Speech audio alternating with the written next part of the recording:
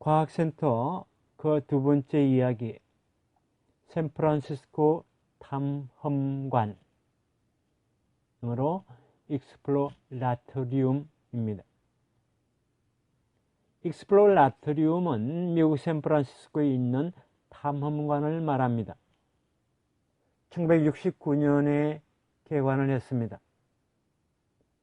독자적인 상호작용형 전시로 과학센터에 새로운 바람을 불러일으켰고 1986년에 개관한 파리의 라빌레트와 함께 특히 1980년대에 세계의 과학기술 박물관계에서 주목을 받았습니다. 이 두 개 관은 현재도 과학센터 모델로 들 수 있는 존재입니다. 화면 속 인물인 창립자 프랭크 오펜하이머는 탐험관에서 보는 사람의 자유의사에 의한 선택이 가능하도록 전시를 배려했습니다.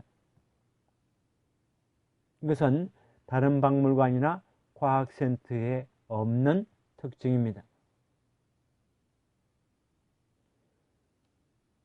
그러면 샌프란시스코 과학탐험관과 관련해서 몇 가지 소주제로 나눠서 살펴보도록 하겠습니다.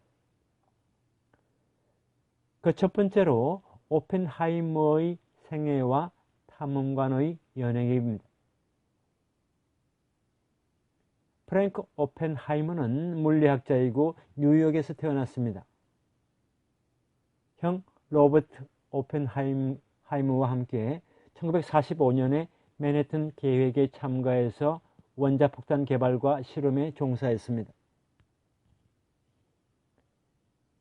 로버트는 이 계획을 총지휘했고 원자폭탄 개발의 아버지라 불렸습니다. 제2차 세계대전 후에도 프랭크는 중성자 가속기나 우주선 연구를 실시했으며 또한 핵 군축을 위해 활발하게 발언을 했습니다. 형 로버트는 냉전 속에서 스파이 혐의로 자살을 하게 됩니다.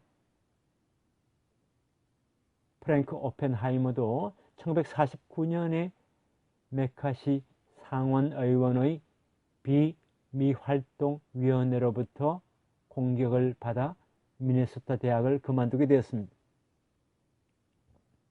물리학 연구를 계속할 수 없었던 그는 콜로라도주에서 소를 키우며 생활을 했습니다. 그러다 1957년에 그는 지역 고등학교 이과 교사가 되었고 마침내 교육계 복귀를 할 수 있었습니다.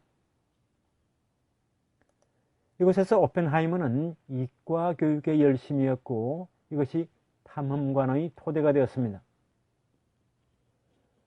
지방 고등학교에서는 만족할 만한 실험 도구도 없었고 이과 교원은 그 혼자였습니다.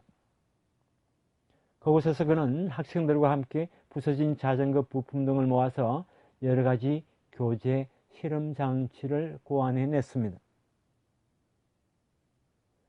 1959년에 오펜하이머는 콜로라도 대학의 초청을 받아 연구와 교육에 종사하게 됩니다. 그는 학생들의 실험을 개혁하고 학생이 자발성과 체험에 의해서 물리학을 습득할 수 있도록 노력을 했습니다. MIT에서 하는 초, 중, 고등학교의 이과교육 개혁 프로젝트에 참가하기도 했습니다. 1965년에 오펜하이머는 런던으로 출장을 가게 됩니다. 이때 독일 박물관이나 런던 과학박물관 등을 둘러본 그는 과학박물관이 일반 시민을 위해 필요하고 초등학교부터 대학교까지 모든 수준의 과학교육을 보충하는 데 필요하다는 것을 알았습니다. 귀국 후 그는 워싱턴 DC의 스미소니언에 협력하도록 초청을 받았지만 그의 새로운 박물관 구상은 결국 서해안 샌프란시스코에서 실현되게 되었습니다. 1915년에 샌프란시스코에서 파나마 태평양 박람회가 개최되었는데 그때 남은 유일한 파빌리온 미술의 전당 팰리스 오브 파인 아츠의 복구가 1968년에 이루어졌습니다. 오랫동안 사용하지 않았던 이 건물 약 8,000평방미터의 시에서 탐험관으로 제공되어 $50,000가 샌프란시스코 재단으로부터 기증되었습니다.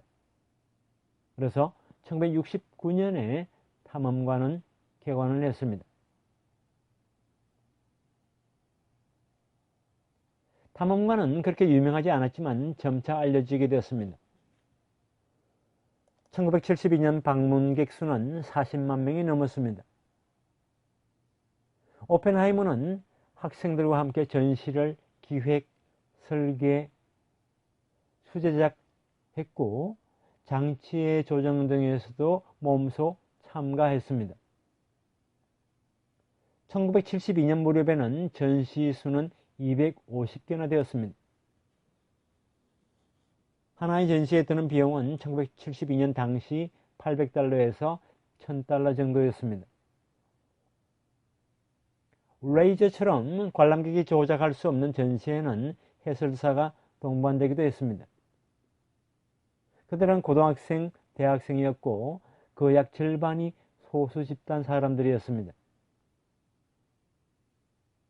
1985년에는 상호작용형 혹은 참가형 수제작 전시 작품이 600점을 넘게 되었습니다. 이과 교원을 위한 훈련 프로그램도 실시되었습니다. 그 두 번째 이야기, 익스플로라토리움, 즉 탐험관 전시입니다. 탐험관에서는 호기심에서 출발한 학습, 영어로 Learning Driven by Curiosity를 촉진시키도록 되어 있습니다. 모든 연령대 사람들을 대상으로 상정을 했고 결코 이른바 어린이 상대가 아닌 박사급 수준의 관람객을 상정해서 전시를 준비했다고까지 말하고 있습니다. 전시 사례를 소개하겠습니다. 하나는 빛과 렌즈 작용입니다. 평행광선이 슬라이드를 통해서 스크린에 비치도록 되어 있습니다. 타코 라켓 같은 판이 몇 개 놓여 있으면서 구멍이 뚫려 있거나 렌즈가 부착되어 있거나 합니다. 작은 구멍이 하나 뚫려 있는 판자를 빛이 통과하는 곳에 두게 되면 핀홀 작용으로 미술 궁전의 도립상이 만들어집니다. 커다란 구멍이 있는 판자에서는 상이 만들어지지 않습니다. 볼록렌즈와 달리 판자를 움직이면 적립상이 나타나는 곳과 도립상이 나타나는 곳이 있습니다. 볼록렌즈를 구멍이 뚫린 판자로 숨기면 상은 예리하게 되는 방식입니다. 두 번째로 자이로 원리입니다. 직경 40cm 정도의 자이로에 쥐는 손잡이가 달려 있습니다. 돌아가는 자이로를 손에 들고 회전 의자에 앉으면 자이로에 쥐는 방식에 따라서 몸이 의자와 함께 돌아갑니다. 탐험관에는 이러한 전시가 많았고 관람객 자신이 작동시키는 것이 특징입니다. 개별 전시 설명판에는 작동하는 순서가 적혀 있고 게다가 그 결과가 어떠한 의미를 지니는지 어떤 원리가 있는지를 설명하고 있습니다. 탐험관 전시의 대다수는 이렇게 상호작용형이고 핸즈온형입니다. 파리의 발견 궁전에서는 시연에 중점을 둔 반면에 탐험관에서는 어디까지나 관람객 자신이 모델을 조작하고 실험 강의나 가이드가 딸린 관광 등 지도자가 있는 것은 아닙니다. 실험 강의 등에서 과학기술의 원리를 이해시키려 할 때 이렇기 때문에 이렇게 된다라는 단일 문맥이 되지만 탐험관 전시에서는 관람객이 타인으로부터 지시를 받지 않고 편안하게 전시품을 만지고 작동시켜 봄으로써 다양하게 다른 결과를 얻을 수 있습니다.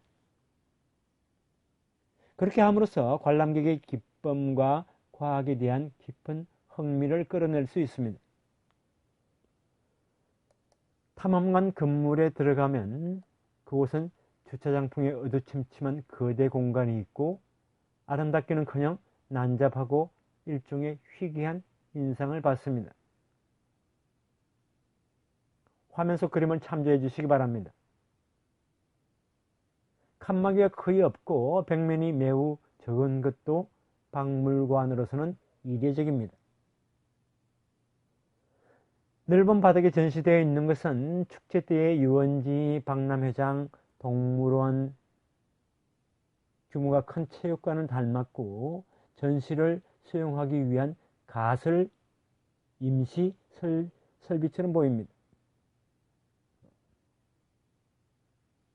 거의 중앙에 공방이 있고 관람객이 볼 수 있도록 되어 있습니다. 전시의 대부분은 이곳에서 설계되어 수제작한 것입니다.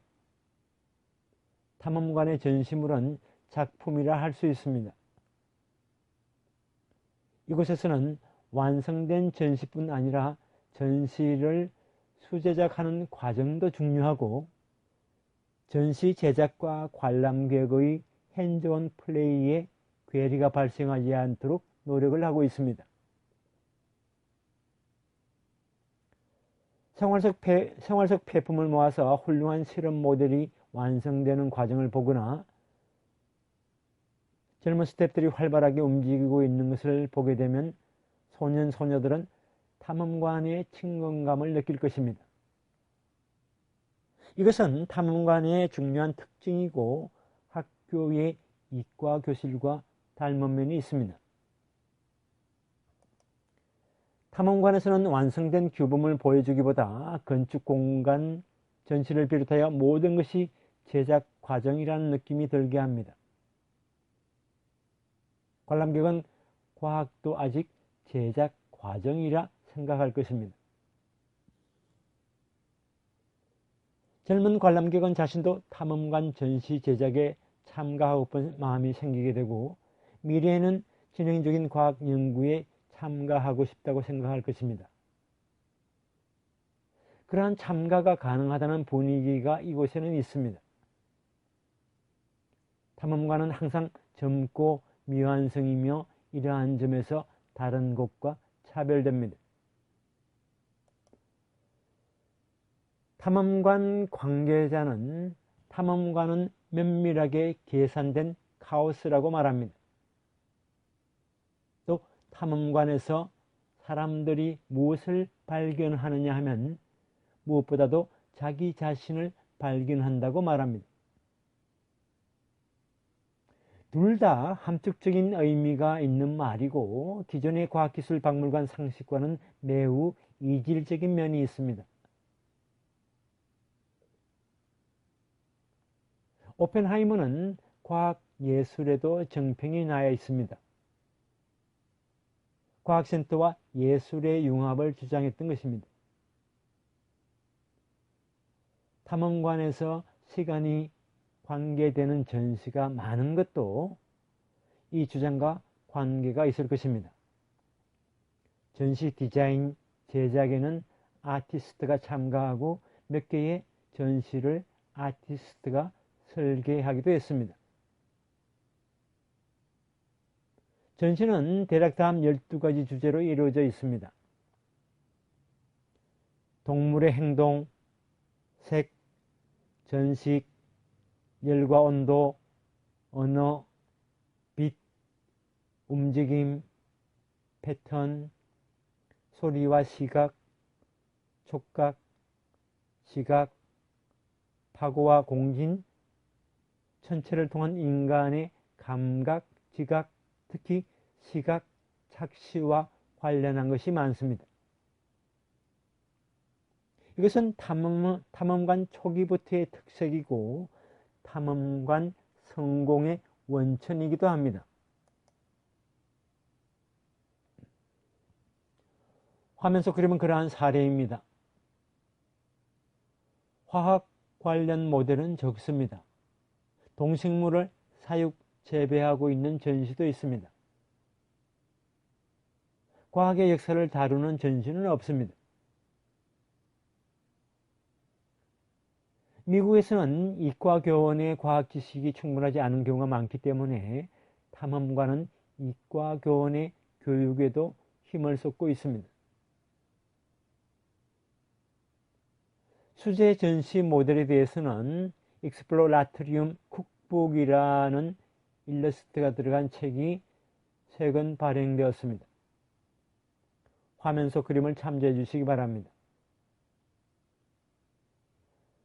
탐험관식 전시를 이과교원뿐 아니라 누구라도 이 쿡북을 보고 만들 수 있도록 되어 있습니다.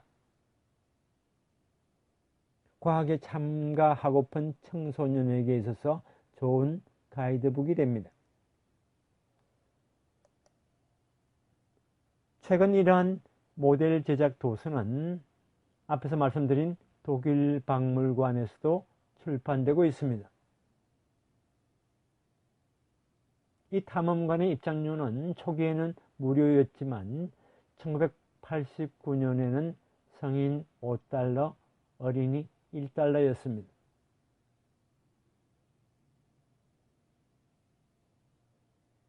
샌프란시스코 탐험관 그 세 번째 이야기, 오펜하이머의 사고방식과 탐험관의 새로움입니다.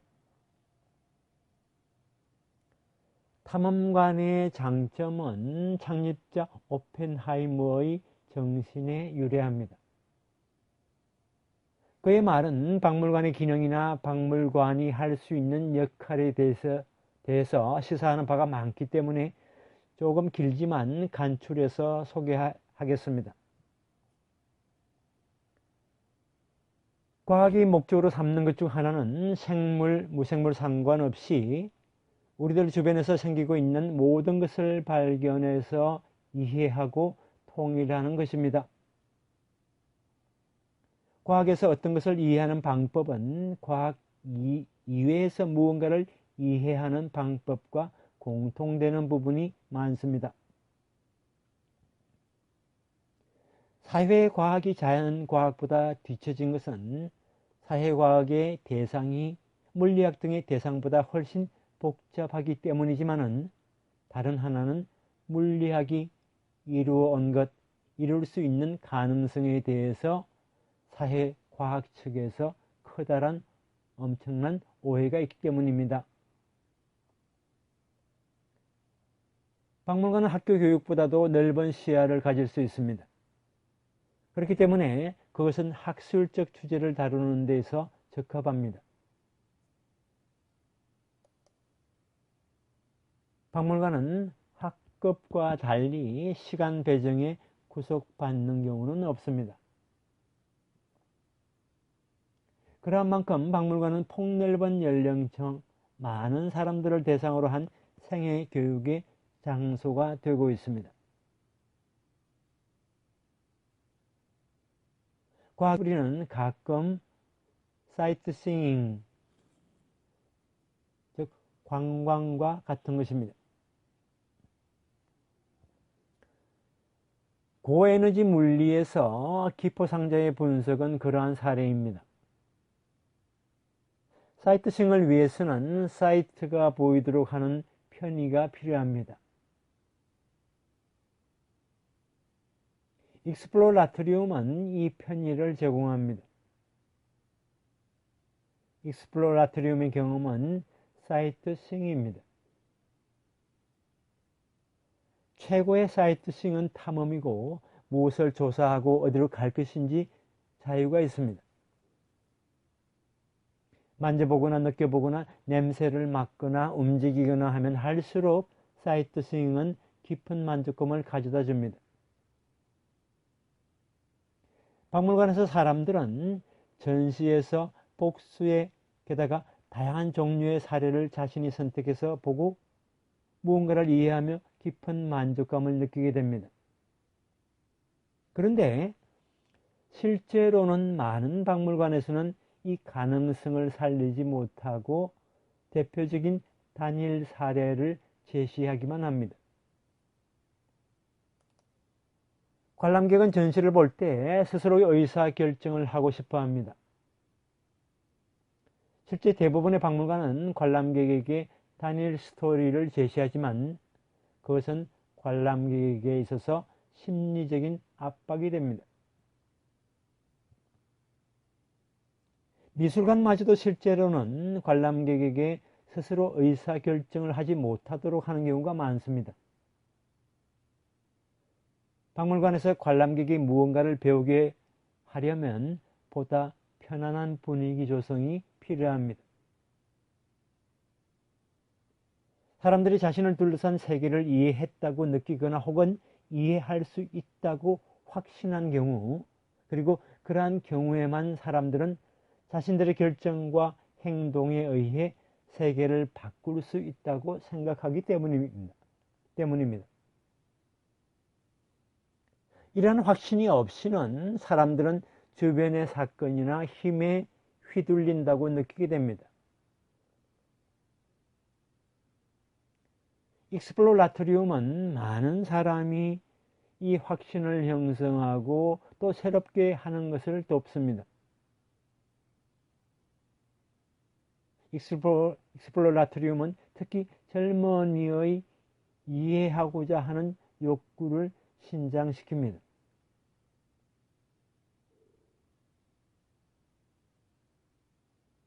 성인의 일과 플레이, 즉 놀이를 구별하는 것이 어려울 때가 있습니다. 물리학 연구자의 일은 가끔 플레이, 즉 놀이이기도 하고 익스플로라토리움 전시를 제작하는 일도 놀이였습니다. 그러나 성인이 되면 일에서 플레이풀하기 위해서는 엄청난 자기 규율을 필요로 합니다. 탐험관 전시의 대부분은 플레이, 즉 놀이에서 생성되었으며 사람은 이 탐험관에서 플레이풀하게 됩니다. 인간의 감각 지각이라고 하는 주제는 폭넓은 관람객층에 대해서 매력이 있고 어린이도 성인도 재미있습니다. 그곳에는 감각 지각이 어떤 사람에게 있어서도 동일하다는 점, 게다가 중요한 개인차가 있다는 것을 알 수 있습니다. 이처럼 오펜하이머는 순수 과학 연구 활동을 모델로 삼았습니다. 그에게는 연구, 플레이, 감각, 미, 자유의사, 편안함은 연관이 있습니다.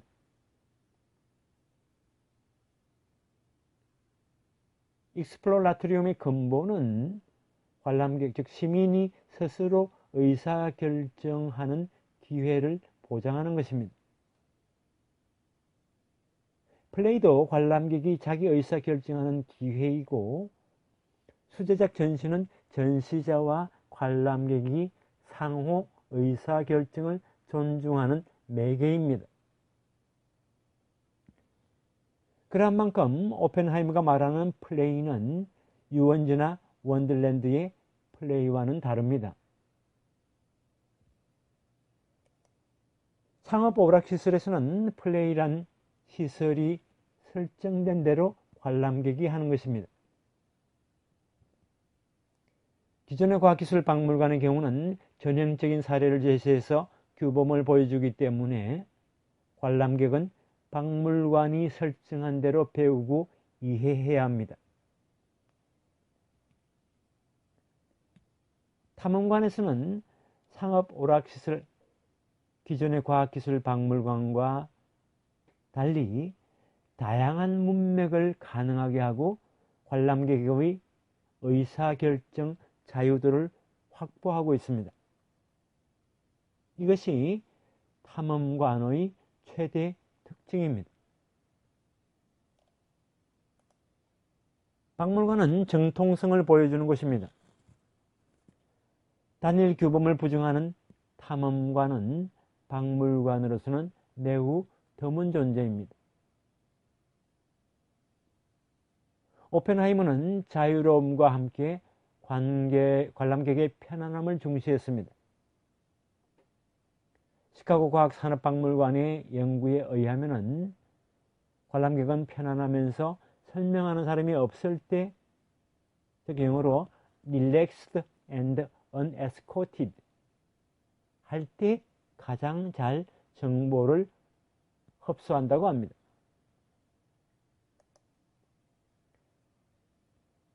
현실로 돌아와서 박물관 견학에 대해서 헤더스는 사람들이 편안함을 느끼는 경우는 드물다고 말하고 있습니다.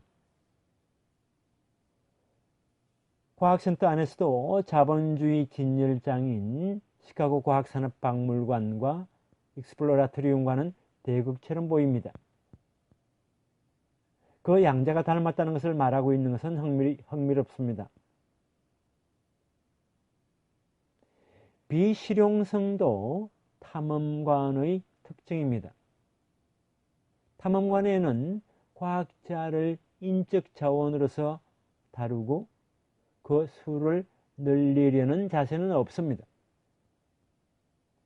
이런 의미에서 탐험관은 공리주의 시설이 아닙니다.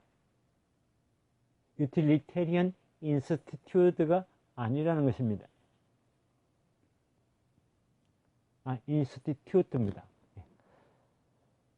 진짜 과학을 보여준다는 점에서는 발견공전도 탐험관과 동일하지만은 발견공전은 젊은 세대를 과학기술을 위한 인적 자원으로서 생각합니다. 익스플로라토리움에서는 과학을 실용에 기여할 수 있도록 하는 것이 아니라 관람객은 과학을 과학 자체로서 플레이, 놀이로서 즐긴다는 것입니다. 발견공전을 만든 페랭은 오펜하이머와 마찬가지로 순수 물리학자였지만은 발견공전과 탐험관은 서로 다른 것이 되었습니다. 순수 과학자 내에서도 공리주의자와 그렇지 않은 사람이 있습니다. 공리주의자는 파리 국립기술공예박물관 이래의 과학기술박물관의 전통이 있기 때문에 탐험관은 지극히 드문 사례입니다. 탐험관의 존재는 과학을 유용성이 있기 때문에 존중하는 근대 합리주의에 대한 비판이기도 합니다. 탐험관, 익스플로라토리움은 과학에 대한 전폭적인 신뢰를 바탕으로 하고 있습니다. 그러한 만큼 이것을 과학 유토피아주의라 비판하는 것도 가능할 것입니다. 그러나 여기는 적어도 선의로 가득 차 있고 성실하며 과학기술박물관에 나타나는 애국주의, 배회주의는 아닙니다. 탐험관의 약점은 엘리트주의일 것입니다. 오펜하이머의 정신은 대중들에게 알기 쉬운 것이라고는 생각되지 않습니다. 실제로 샌프란시스코는 백인 이외의 사람들이 많은 곳인데도 불구하고 이곳의 관람객 90%는 백인이라고 합니다. 이것은 백인층 이외의 지지가 적다는 것을 의미합니다. 이 약점을 의식하여 탐험가는 출장 전시 등의 노력을 하고 있습니다.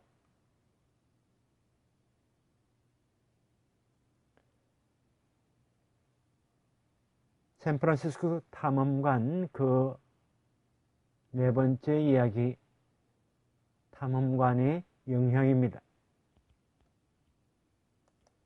익스플로라토리움은 세계적인 주목을 받았고 각 지역의 과학기술박물관, 과학센터에서 모방하고 있습니다. 런던 과학박물관과 같은 과학기술사 박물관에도 익스플로라토리움은 출장 전시를 하는 등 강한 영향을 미치고 있습니다. 1989년에는 일본에서도 동경과학기술관 외에서 익스플로라토리움의 출장 전시가 개최되었습니다.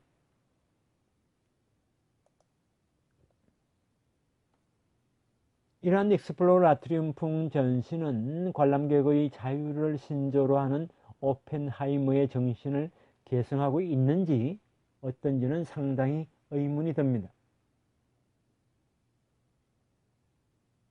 과학센터는 어디서나 플레이를 표방하고 있지만 그러한 곳에서는 대부분의 경우 관람객은 정해진 플레이를 하도록 되어 있기 때문에 당신의 조작 방법은 틀렸어요, 이렇게 조작하는 것입니다 고 관람객에게 주의를 주고 있습니다. 이런 곳에서 관람객은 자유롭게 플레이할 수 없습니다. 그처럼 관람객에게 하도록 허용하는 것은 오펜하이머의 의도와는 정반대가 됩니다. 익스플로라토리움의 모방은 어렵겠지만 오펜하이머의 정신에 공명하는 사람이 한다면 익스플로라토리움을 세계 각지에서 재현할 수 있을 것이라 생각합니다. 과학센터가 관람객의 자유로운 선택을 존중하는 장소인가? 관람객을 유도해서 플레이하도록 하는 미리 짜고 치는 것은 아닌가? 그 차이는 큽니다.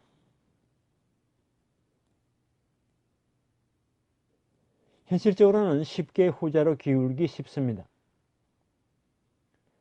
후자라면 상업시설 쪽이 훨씬 뛰어나기 때문에 과학센터는 경합이 어려울 것입니다. 또한 상업주의에 있어서 오펜하이머의 정신을 모방하는 것은 어려울 것입니다. 그러한 만큼 오펜하이머의 근본 정신에 배운다는 기본은 과학센터가 상업 오락시설에 지지 않고 이어나가기 위해 유용하리라고 생각합니다. 다음 시간에는 과학센터 그 세 번째 이야기, 파리의 라빌레트에 대해서 살펴보도록 하겠습니다.